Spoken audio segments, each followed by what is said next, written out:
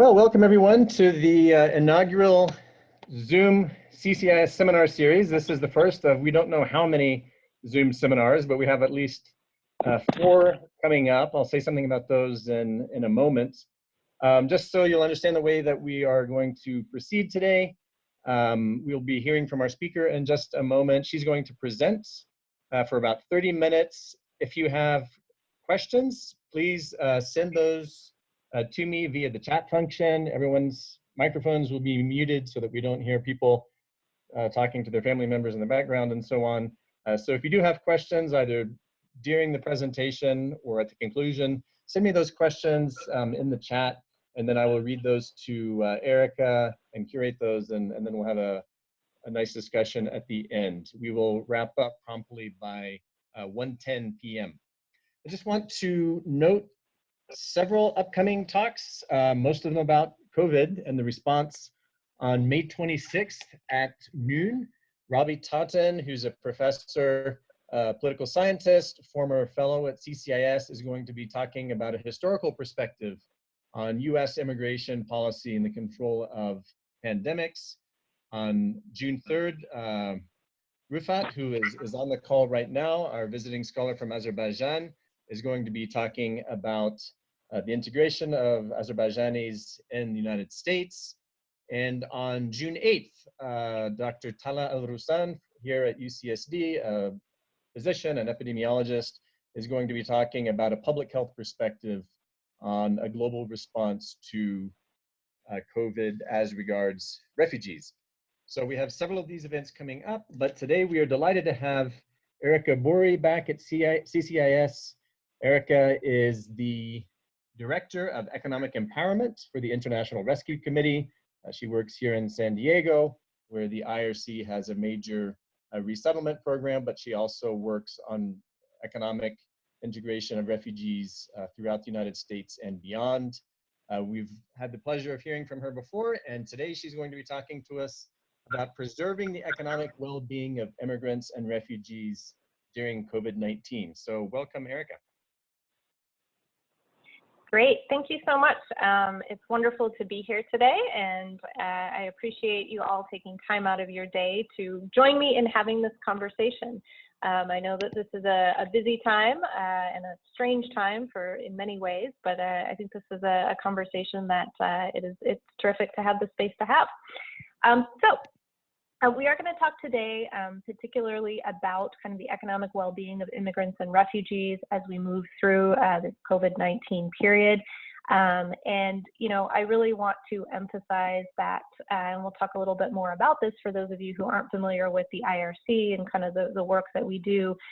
This is very much meant to be some kind of reflections on what we have learned and what we are learning just in the past several weeks. It goes without saying, this is an evolving and dynamic situation. We know there are many more things to learn and many more things we will have to reflect back on to better understand.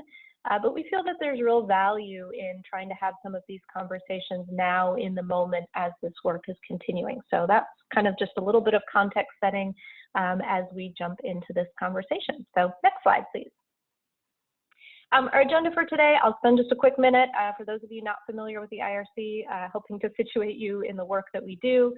Then want to talk a little bit about some of the needs that we are seeing among refugees and immigrants, particularly as pertains to their economic needs. So we're not going to be talking about health or some of those other areas that are critically important, but outside of the scope of our conversation today.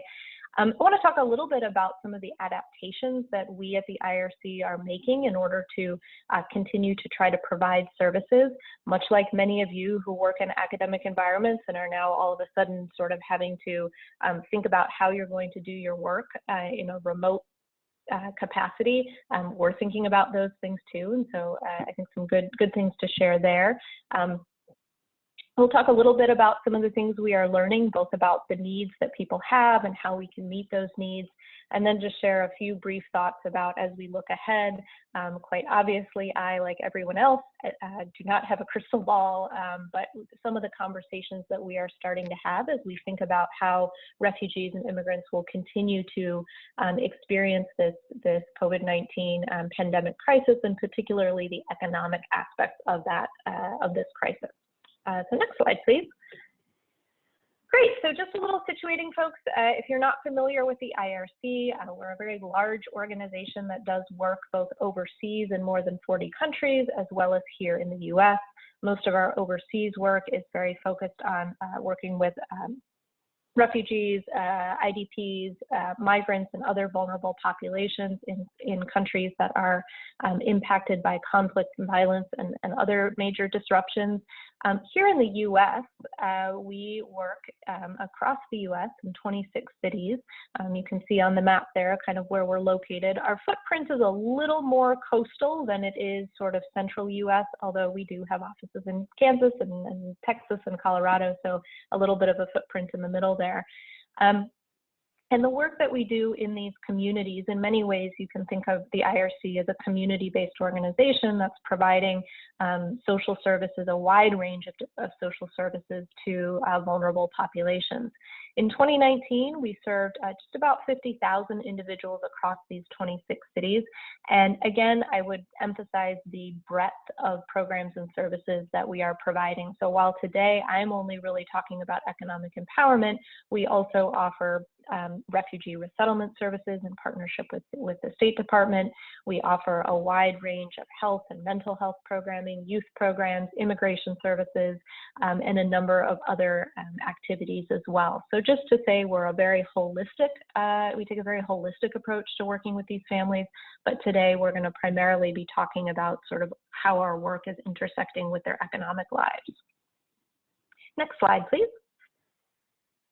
So drilling down just a little bit and kind of having that focus on economic empowerment, we worked with about 14,000 clients last year. So of those 50,000, about 14,000 of them were specifically accessing economic empowerment services.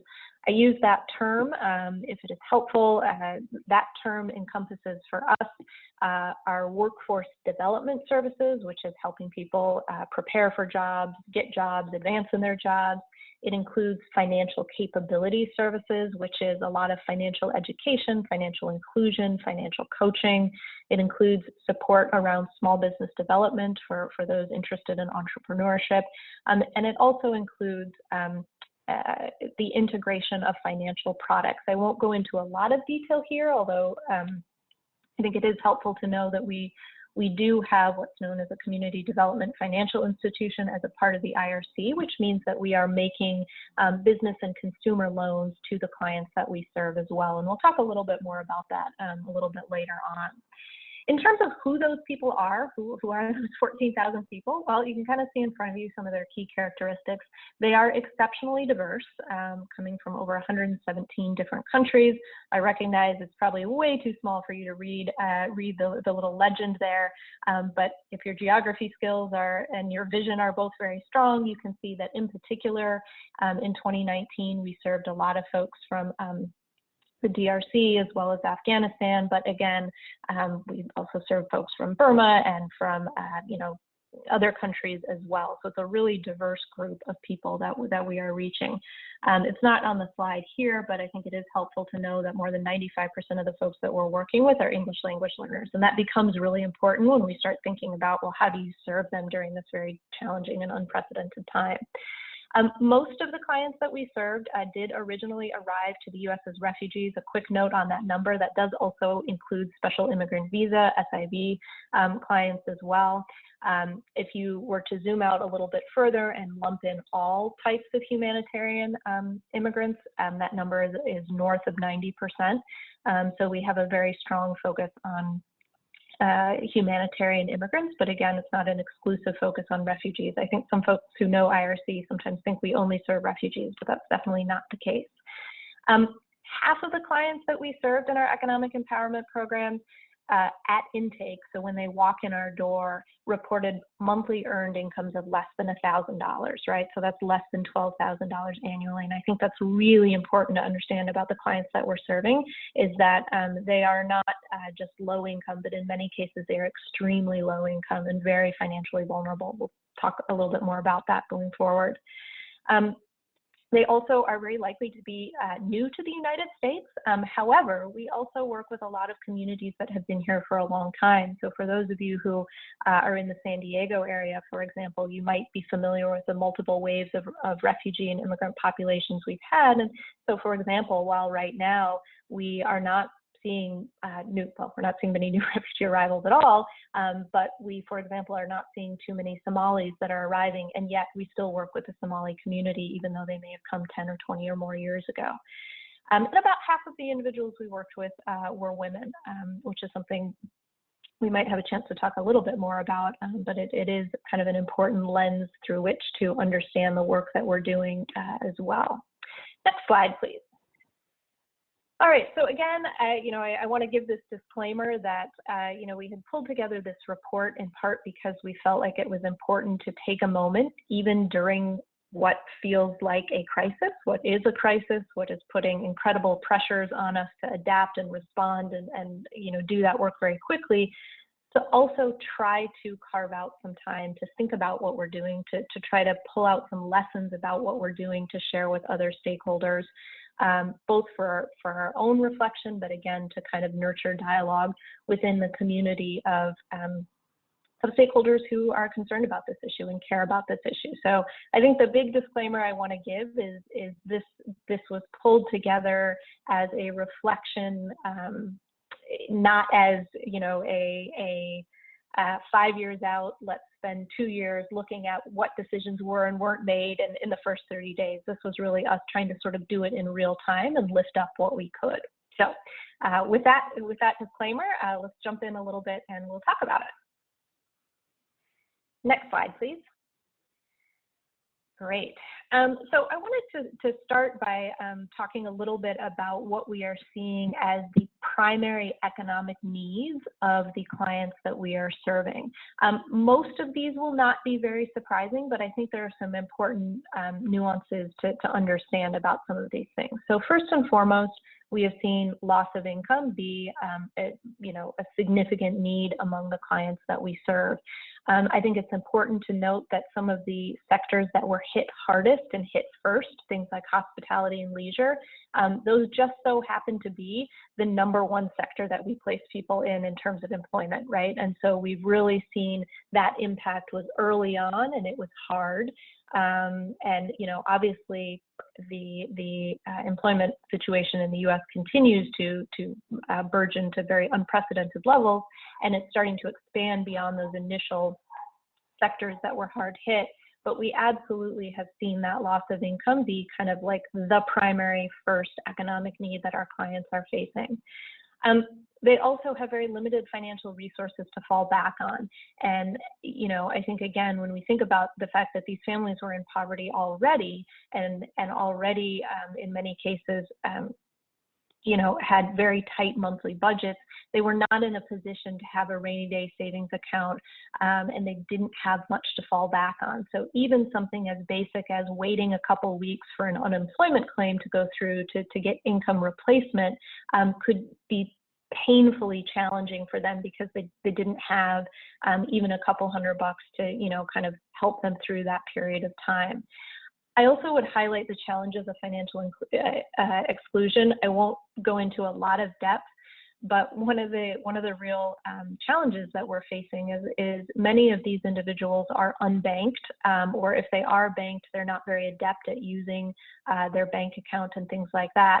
And what that means is that even something as basic as many of these families may well be eligible for example, stimulus payments through the CARES Act, but because they, hadn't filed taxes yet or didn't have bank account information that they could send to the IRS to make an immediate or relatively immediate deposit, that's causing additional challenges for them as well. So we're sort of seeing that pain point of being, what's often called unbanked or underbanked is coming into play here as well. Lastly, I would note that newcomers to the United States don't have a credit score. Even folks who have been here for a long time, if they're not participatory in using credit, or perhaps they have poor credit because they've been in financial distress, that means that compared to someone who has a 750 credit score and 2 credit cards, they have less financial resources to sort of fall back on. They can't use their credit card to float bills for a couple weeks or a couple months, and so all of those things are coming into play.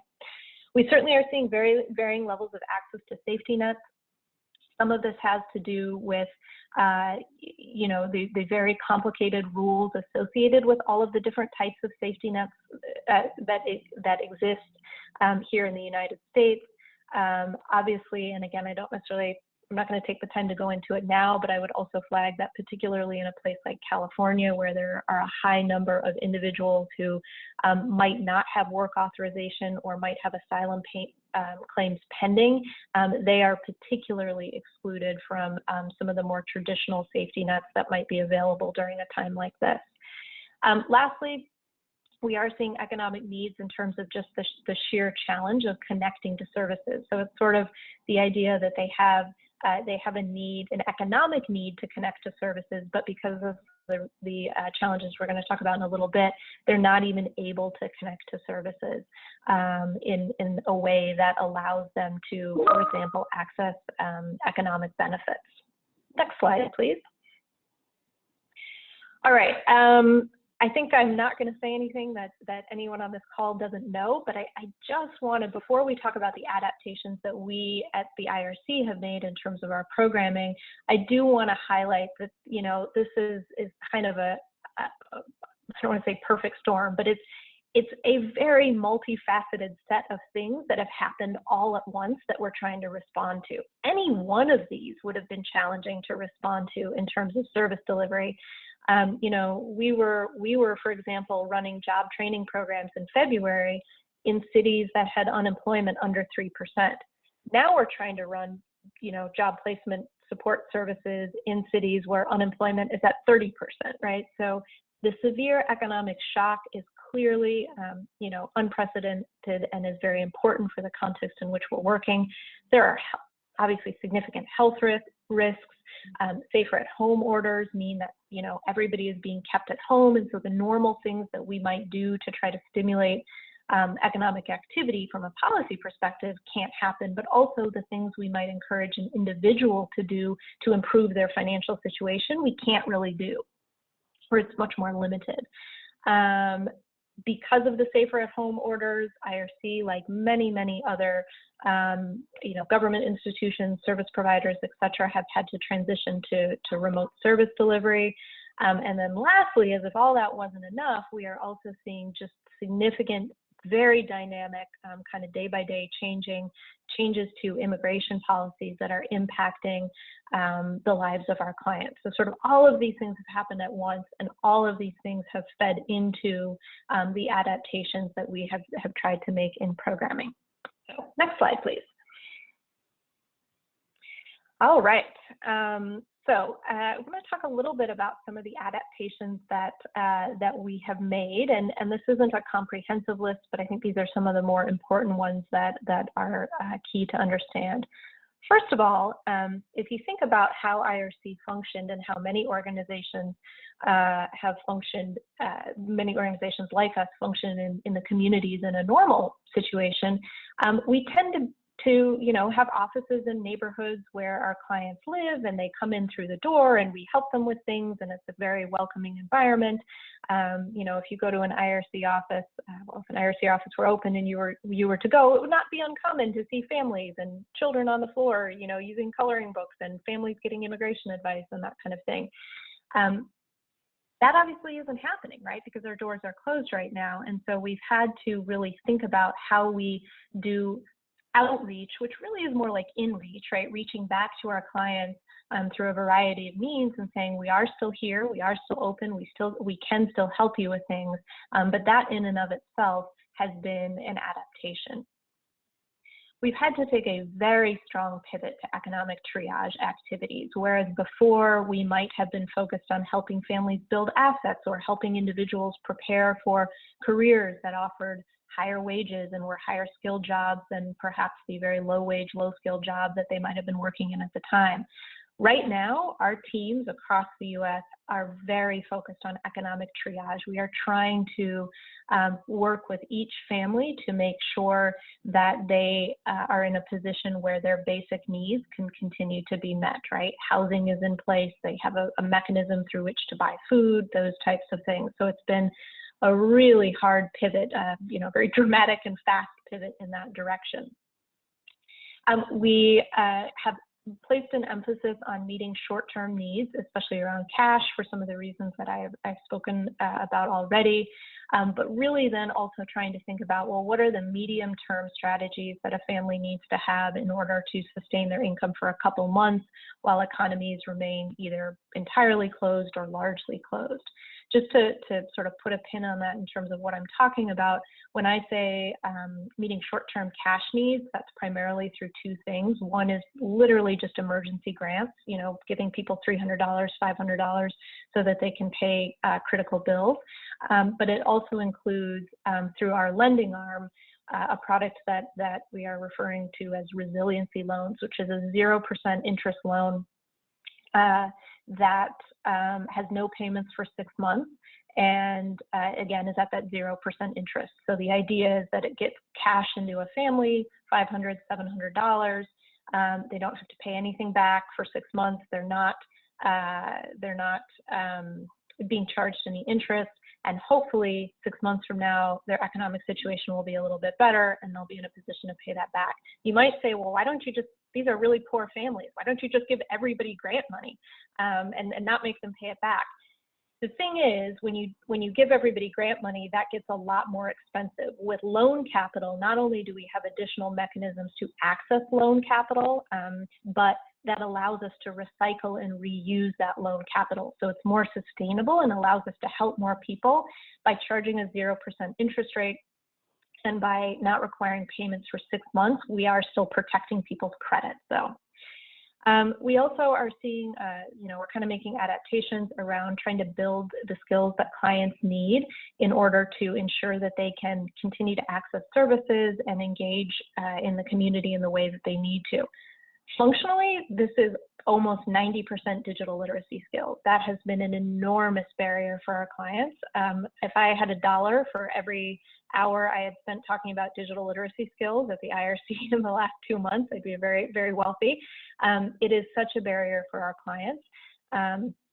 If you look at survey data around the digital literacy skills of English language learners and immigrant workers in the US, depending on the survey data you're looking at, it's over half report either no digital literacy skills or very limited digital literacy skills. So this has been something we've had to really focus on and invest a lot of time in trying to figure out how we can build those skills in a remote environment. Like normally when we build digital literacy skills, we have a teacher sitting next to a client and they're showing them how to do something, but now we're trying to figure out how through just using WhatsApp, for example, we can iteratively increase someone's digital skills enough so that maybe one day they could get on a Zoom call or they could do a video call and try to talk to an immigration caseworker, for example. Lastly, we absolutely have had to spend a lot of time, as have many of our colleagues working with low-income families across the US, trying to understand and translate a rapidly shifting benefits landscape that is different in every single state. And so, it makes me think about just a couple days ago, I sent out a survey to over 200 of our economic empowerment staff across the US saying, hey, what additional questions do you have about unemployment insurance? We've done a lot around unemployment insurance. I mean, in 1 2-week period, we helped over 1,100 people apply for unemployment. And so we've been doing this work now for 6, 7, 8 weeks. it took a day for me to get like 40 incredibly technical questions back about like, hey, how does this work in New Jersey? And I'm getting this, you know, this response and this and that and this. And now what do I do about that, right? So just to say that we've had to really very rapidly try to ensure that not only our national technical team, but all of our field staff understand this new benefits landscape, which only came into being about 6 weeks ago, and states themselves are still trying to understand it. So that's been something we've really had to adapt to as well. Next slide, please. All right, so again, in thinking about kind of our service delivery and some of the adaptations we had to make, again, really emphasizing that English language learners have significant digital skills gaps, and that's been a real challenge. We've been doing a lot of work in that space. We also, as an organization, right, have recognized that we are not necessarily set up to communicate with our clients in an entirely digital remote way. And so we've had to think about infrastructure questions, technical support. That's another really good example. I'm sure some of you are thinking about parallels maybe in your own world where, you know, for example, we might have a vocational ESL teacher who's a really good vocational ESL teacher. He or she may not necessarily be well equipped to do that instruction entirely through WhatsApp group chats. That's what's happening in New York and Idaho right now, in case you're curious at IRC. And so we have really had to lend some technical support to help people develop those skills very rapidly. Language access continues to be a real challenge.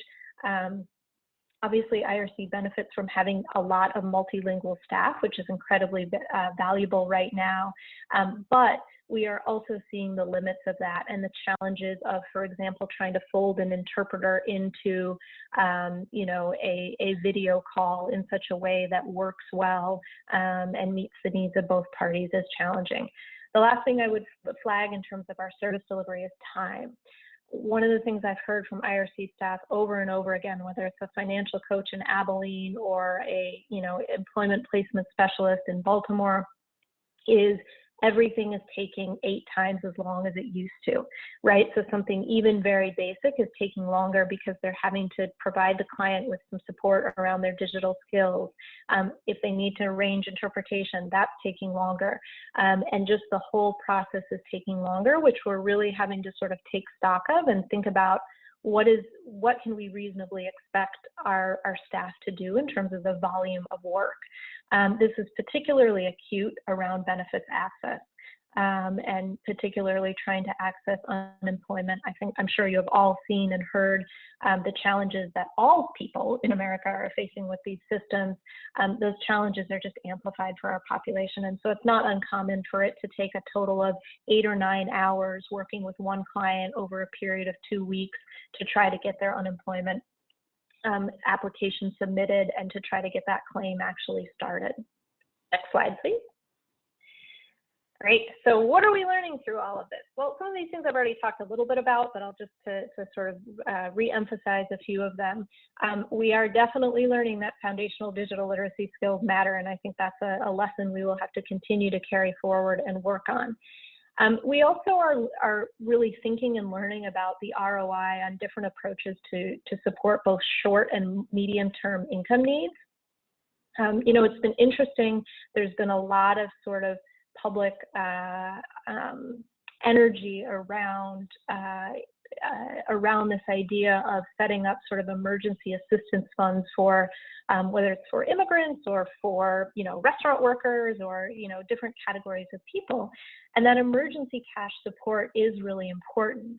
However, it's a very expensive way to sustain someone over a period of several months. And I think we all know at this point that this isn't going to go away in a week or 2 weeks.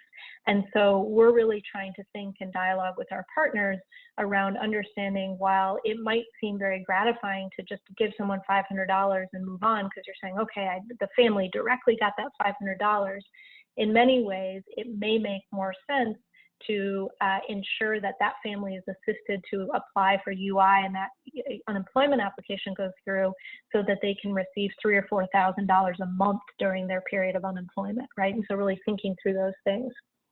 Again, time, we are learning everything takes more time in this remote service environment and having to sort of come to, make sense of that organizationally, as well as managing the expectations of our clients who might be used to something happening very quickly. And now it takes longer because not only does our service interaction take longer, but service interactions with other institutional and government partners also take longer.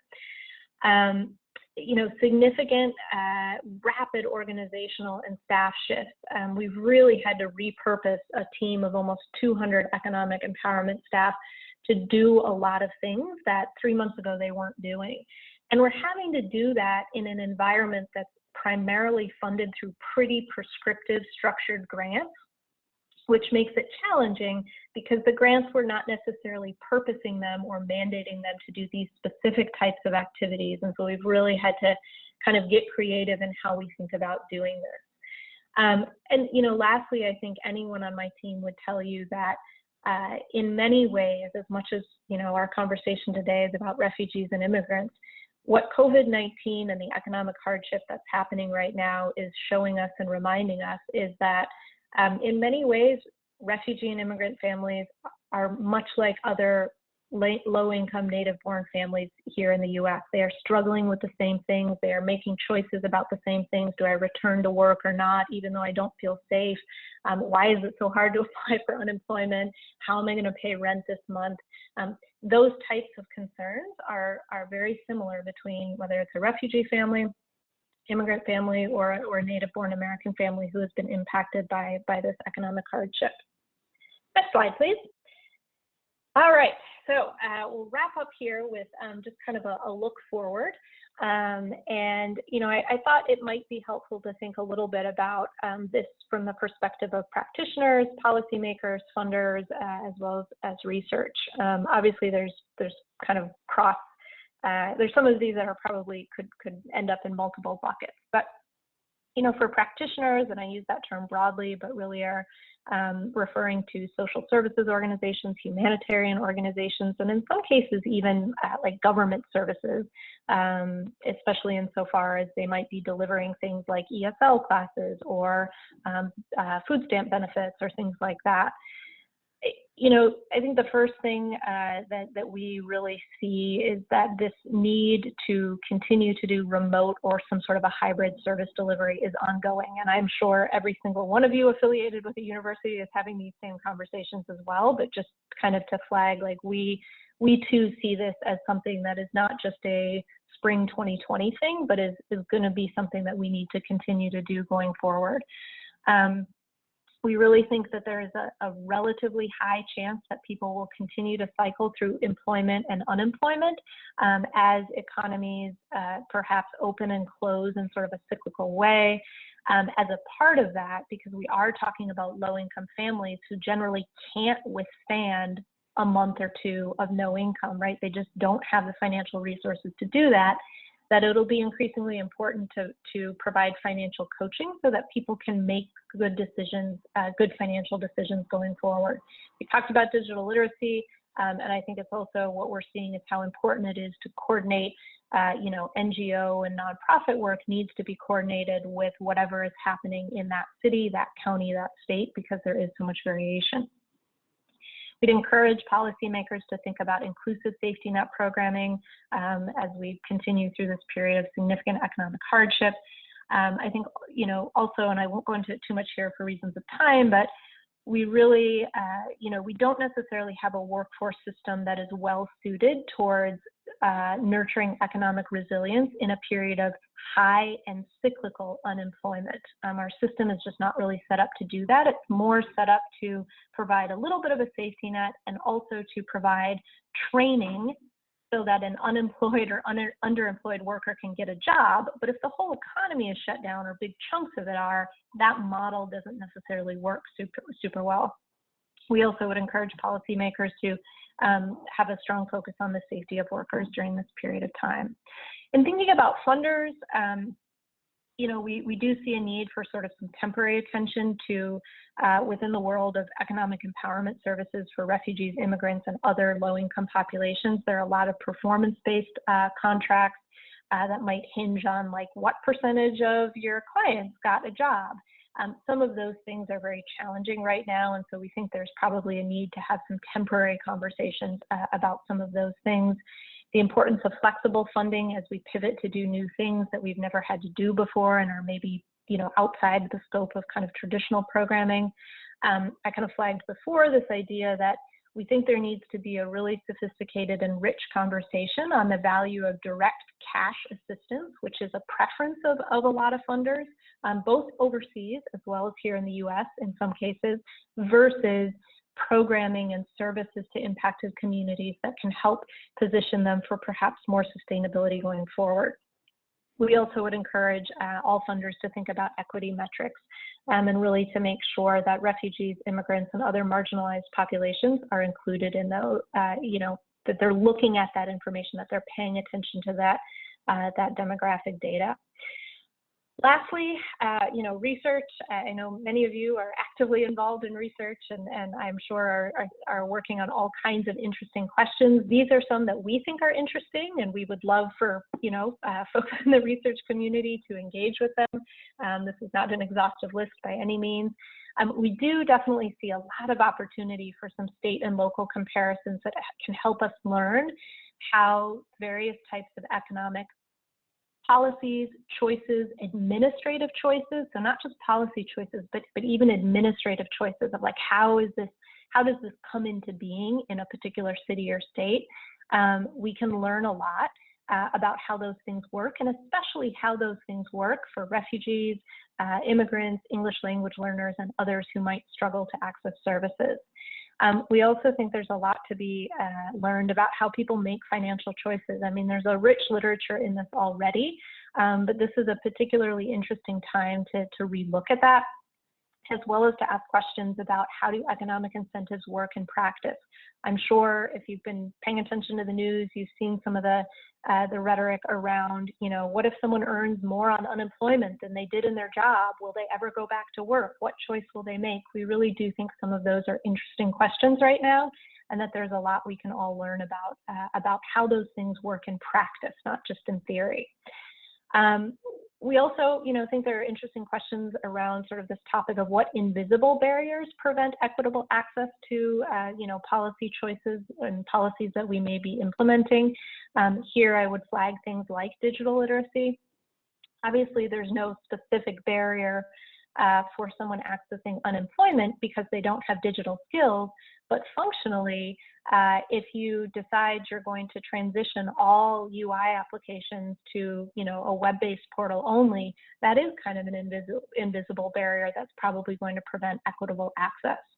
And lastly, you know, obviously there are all these really interesting questions, and I don't envy any of the research folks who are moving forward with this, insofar as I do think it's going to be a challenging time to engage with some of the systems and providers that are so overstretched right now. So just kind of flagging that we might, as a community of people interested in questions, need to continue to rethink about how we do that, because it's a tough time to do it right now. So with that, I think I will wrap up and would be more than happy to engage in some conversations. Terrific. Well, thanks very much, Erica. We've got a couple of questions so far, and if you are just joining us and we're not there at the beginning, please just chat to send me your questions, and then I will curate those and say them out loud so that Erica can give her response. So for our first question is from Jeffrey Cohen, anthropology professor in Ohio, who has a question about internet access.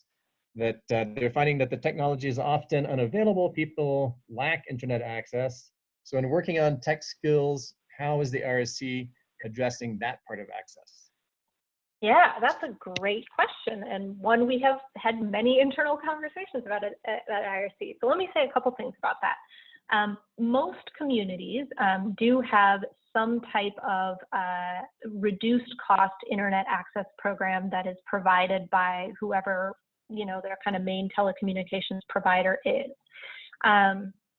And so, again, across the US, in many communities, if you are low income, you can get internet for, maybe $10 a month or something like that.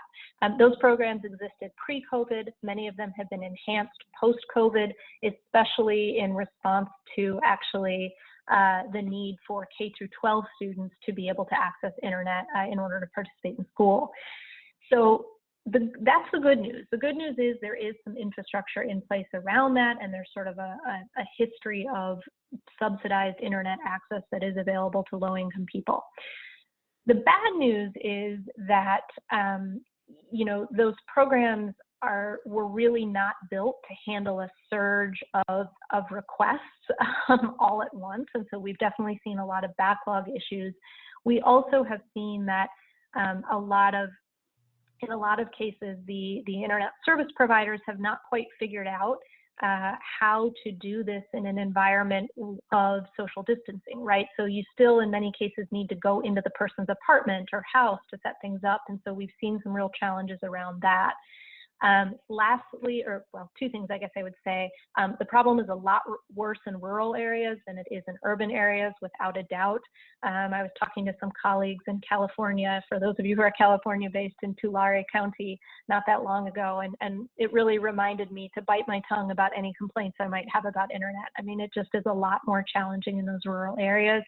And lastly, when we're talking about English language learners, it can become very difficult. They can't just pick up the phone and call that local 1-800 number where you get to talk to a worker from the internet service provider and get this going. And so from the IRC perspective, our staff have had to spend a lot of time doing that on behalf of clients, which again just makes the whole thing take a lot longer.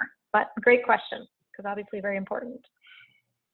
So keeping with that theme of digital literacy, we have a question from Clara Dita, the co-director of CCIS, political scientist who is working, among other things, on refugee resettlement in the US and the Somali community in Ohio. Can you be more specific or give some more specific examples of what you mean by digital literacy? What are the skills that are lacking? What skills are your programs targeting? Are there particular languages that are underrepresented right now among translators? Yeah, lots of good questions.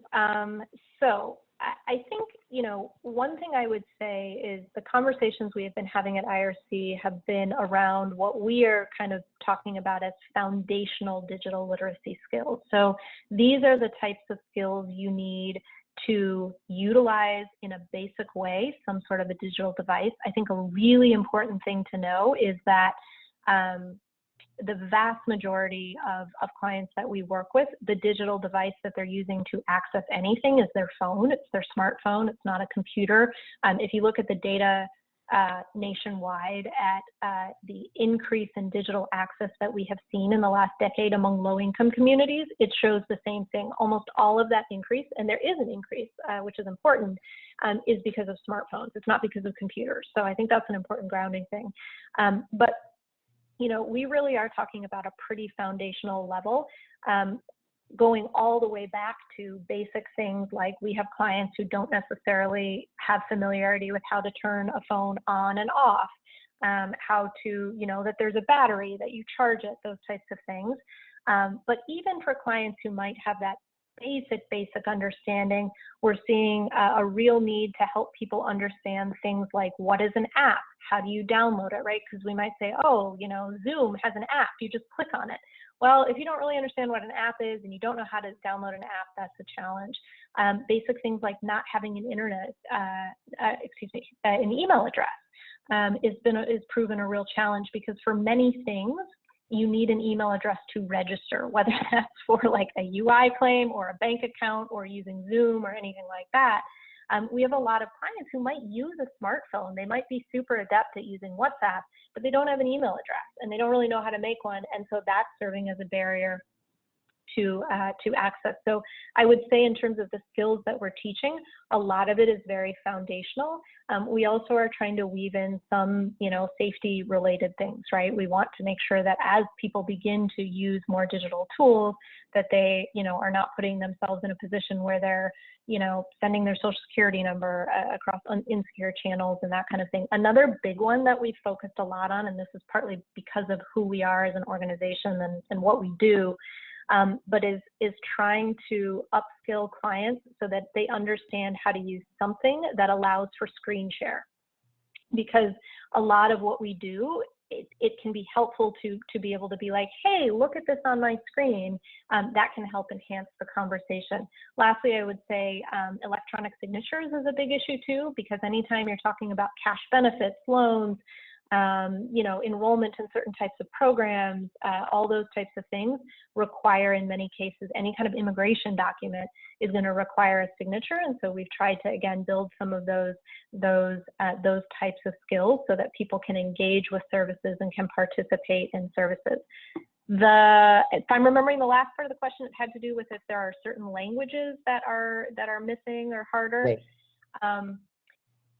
I guess there's two ways to answer that. One is, obviously anything outside of Spanish is harder than Spanish, just because of what's available more broadly speaking. But I think that, again, this is where we see a lot of state-by-state variation, right? You might see California, who does a little bit of a better job in translating, important information into multiple languages, whereas other states might not do quite as good of a job of that. The other area where we really are seeing challenges is folks who are not literate in their own language. So all the translation in the world isn't going to matter unless, if you don't have those literacy skills. And so if you remember the map from the beginning, we have resettled in the last couple of years a lot of folks from the DRC, and we have, and prior to that, a lot of folks from Burma. And, both of those are places where there are pretty high rates of people who do not have any literacy skills, even in their own languages. And so that can present some real challenges. Another question on differences across the offices where the IRC works. This is coming from Karina Schlein, who's a sociology PhD student here at UCSD, working on local immigrant integration policies. And that is, what are the different major economic challenges across the offices? Yeah, that's a good question. I think there are a lot of similarities, but there are certainly differences as well. And I maybe would group them into, I think there's maybe kind of two lenses to think about that, right? So the first is different communities might be working with different refugee and immigrant populations. And so, for example, in Sacramento, there's a very high prevalence of SIVs from Afghanistan. And so those individuals often come with a little bit of higher English language skills, which affords them, certain advantages in terms of their ability to move into, for example, entry-level warehousing jobs, which might be different than, what you would see in a place like Abilene, Texas, where the vast majority of the clients being served there are from the DRC and other places, and typically don't have those language skills, don't have more formal education. So in terms of sort of the economic opportunities available to them, part of it has to do with, where are folks from? But I think the other piece to think about and understand is, obviously the local economy of a place like San Diego is very different than the local economy of a place like Atlanta or Dallas in terms of what industries are in place, what industries have been hard hit. So I know, for example, our San Diego team was particularly reliant on hospitality jobs because it's San Diego, as compared to,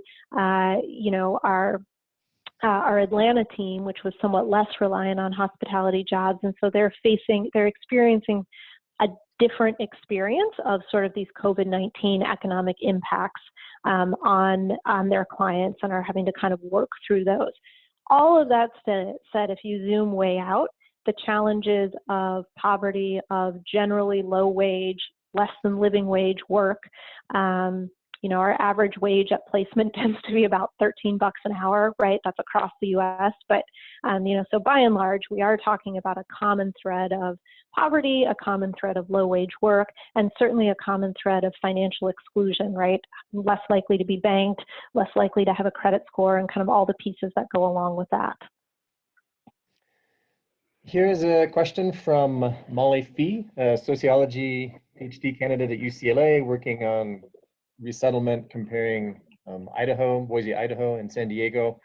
And she asks, how have the resettlement program's expectations and goals of refugee economic self-sufficiency changed both for recent arrivals and extended clients? That's a really interesting question. I think the short answer is we don't quite know yet. There hasn't been like a lot of formal guidance that has come out that says, okay, the expectations around self-sufficiency and sort of economic outcomes have been changed in XYZ ways. I will say that, the State Department as well as the Office of Refugee Resettlement have engaged with us around those conversations. I think there is broad acknowledgement that those things are being impacted right now. The Office of Refugee Resettlement has made some allowances to temporarily extend what is known as refugee cash assistance for certain participants in some types of programming, again, in sort of acknowledgement of the challenges of the situation right now, but I think it certainly is an evolving conversation.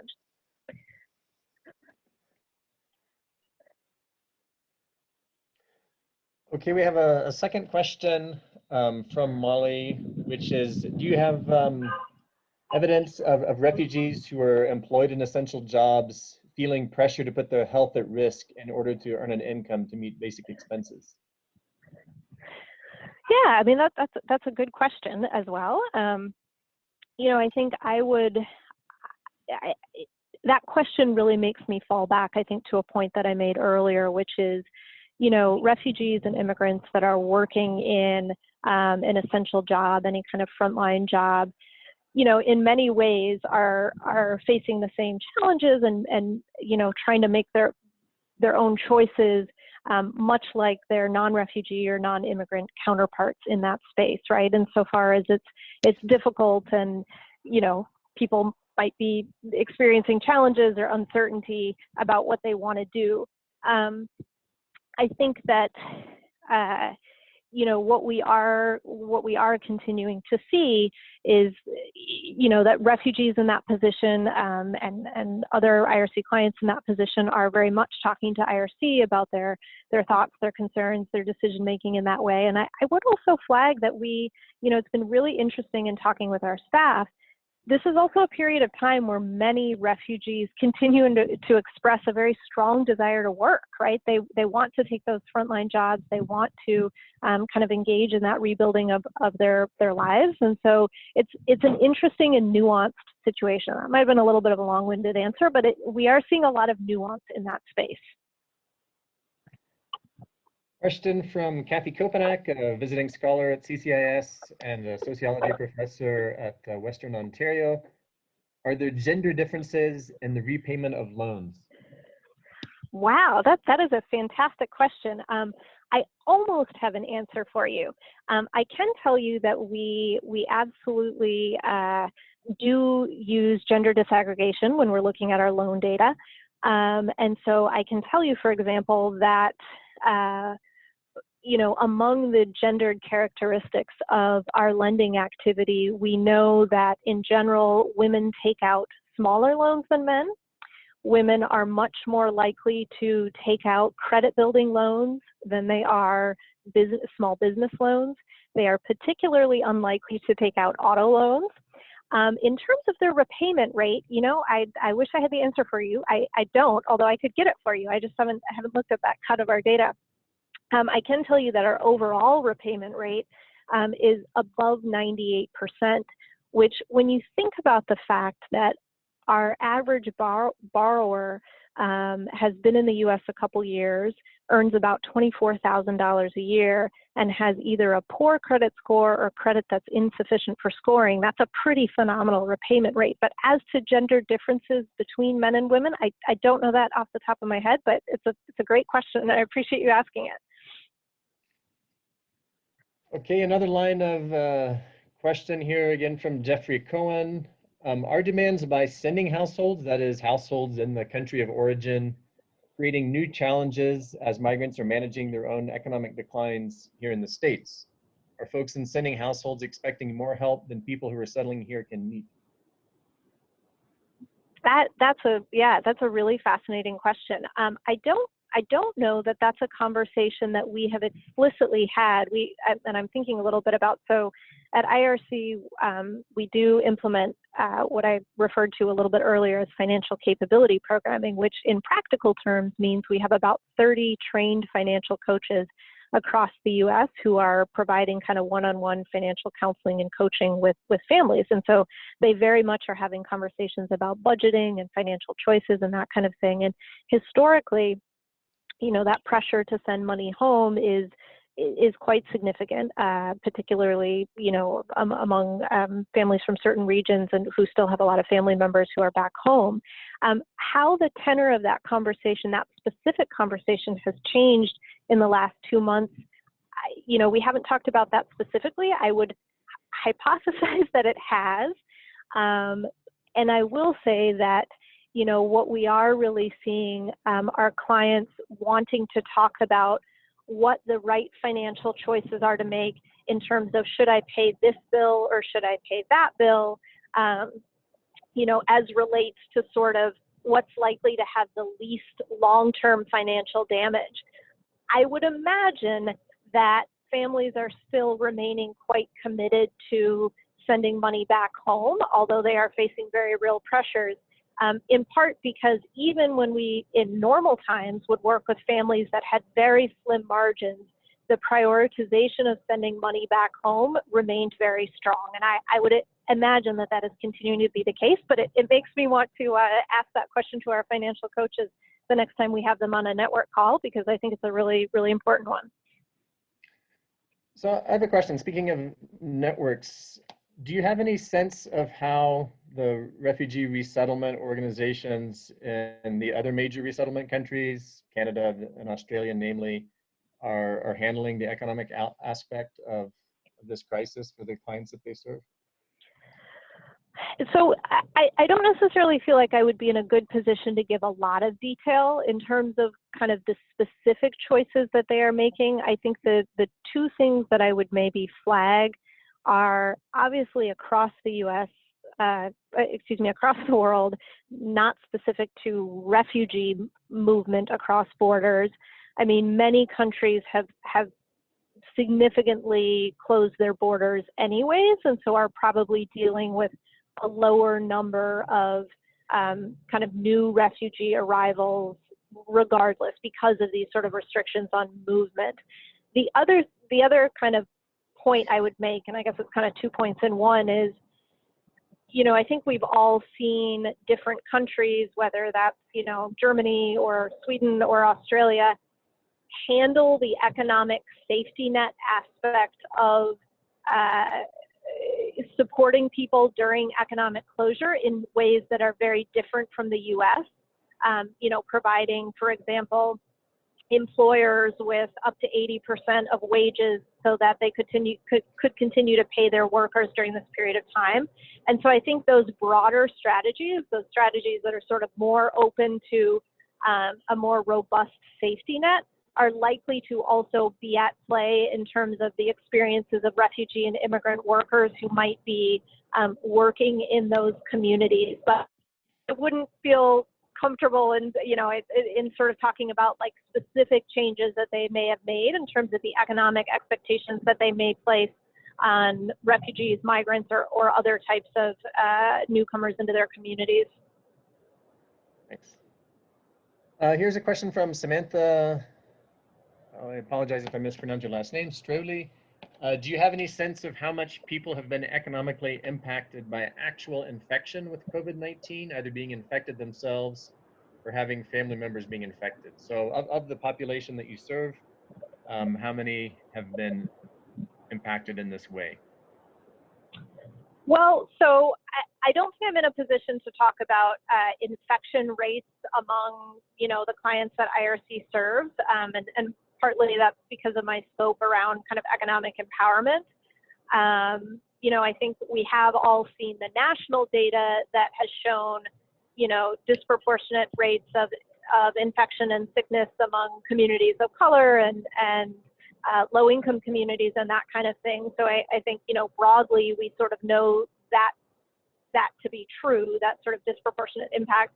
I think in terms of the economic impact, again, what we're really seeing as the primary economic impact, at least right now, has more to do with the loss of income and less to do with, for example, incurring healthcare costs and those types of things. So, I recognize that's not a full answer to your question, but I think I would point to those couple factors as things worth thinking about as you think through that topic.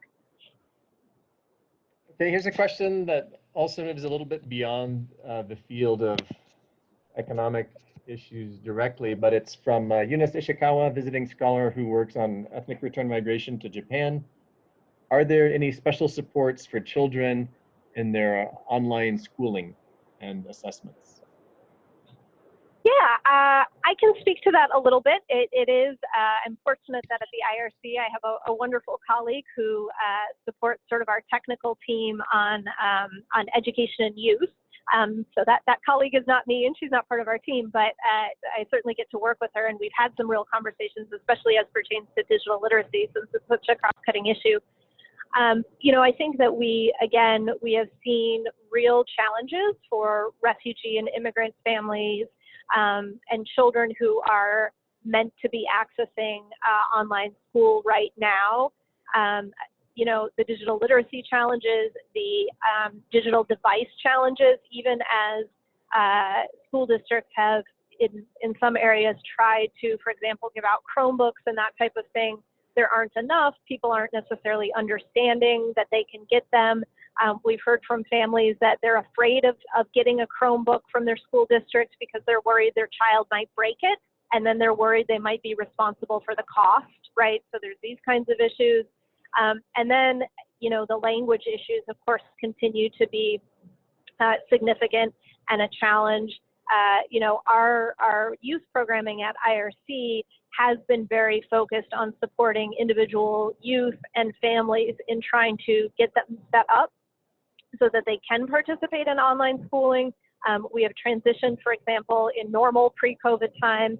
IRC youth programming does a lot of tutoring and extra academic support. Their teams have been working to move that to a remote environment so that tutoring can continue even now, especially because it is arguably even more important now that the children are not going to school. So, in many ways, I think, yes, the narrative is very similar. They're facing additional challenges and barriers. And the narrative in terms of IRC programming is also very similar in that those teams are trying to adapt to provide, that higher level of support. But clearly an important issue and one where we know refugee and immigrant families are struggling. Okay, well, I know that you have to leave in a minute here, Erica, but I just wanted to thank you again for laying all of these issues out in front of us. There's a lot here. There's a lot for new research as well as dissemination of what people have been found. So thanks for kicking off this series. I just wanted to end by reminding those of you who got on the call after the first few minutes that our next seminar on Zoom will be May 26th. Robbie Totten talking about pandemics and U.S. immigration policy. June 3rd, Rufat Efendayev, visiting scholar here, talking about integration of Azerbaijani immigrants in the U.S. And then wrapping up on June 8th with Dr. Tala Al-Rusan, talking about refugees and the global COVID response, public health perspectives. So thanks to the 38 of you who participated today, and we hope to see you and your colleagues in our next seminar. Have a good afternoon.